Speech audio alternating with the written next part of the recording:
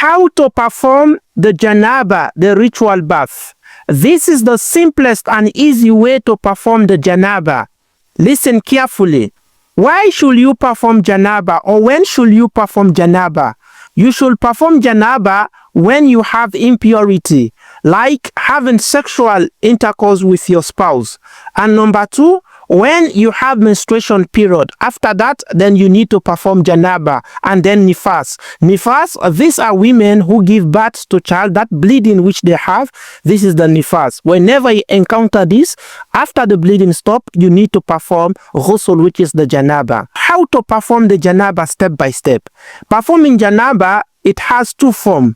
The first form is the acceptable form, which is the fard, which Allah subhanahu wa ta'ala command in the Quran, which Allah says, wa in kuntum junuban fattoharu. Allah says, when you have impurity, that is the janaba, He said, purify yourself, clean yourself. The second form is the complete preferred one. This one is the sunnah of the Prophet sallallahu alaihi wasallam. So let's go step by step. The first one, the acceptable form. The first step, you need to make your intention. When you make your intention finish, then you wash all over your body once, like how you do your normal bath, but not with soap, just with a clean water. Wash your body once, and then make sure the water touch every part of your body. Make sure the water reach your armpit. Make sure you rinse your mouth and your nose, and then the water reach beneath your foot. This is the first one, the acceptable one. This, if you do it like this, it is acceptable.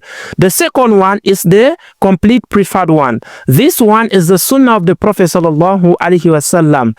This one, when you do it, you will have more reward than the previous one. So how to do this step by step?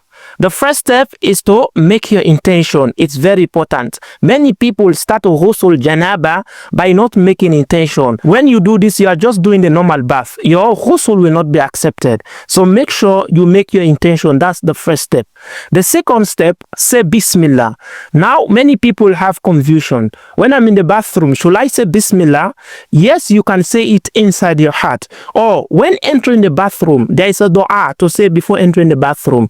If you say this dua before entering, you don't need to say Bismillah when performing the ghusl. The dua is Bismillah, Allahumma inni a'udhu bika min al-khubuthi wal khaba'ith. This is the dua when entering the bathroom. At the beginning, you say Bismillah. You don't need to say Bismillah again. So the second step is to say Bismillah. The third step is to wash your hand properly. Make sure you wash your left hand properly 3 times, or make sure it washed cleanly. And then the next step you need to do is to wash your private parts. Wash your private part both sides properly. After doing that, then the next step is to perform wudu, ablution. Make sure you perform ablution like how you do it for the salah. You perform it well. Now, in this step, in performing the ablution, you can either leave your feet or you wash your feet. That's an option. Whatever you choose, it's okay. You can leave the feet for the ending. The second step is to pour water on your head. Wash your head properly 3 times. Make sure the water touch your head properly. Then after doing this, you go under the shower, or if you have another thing which you use to wash with, make sure you pour the water all over your body, starting by the right side. Wash your right side first, then after that you should end at your left side.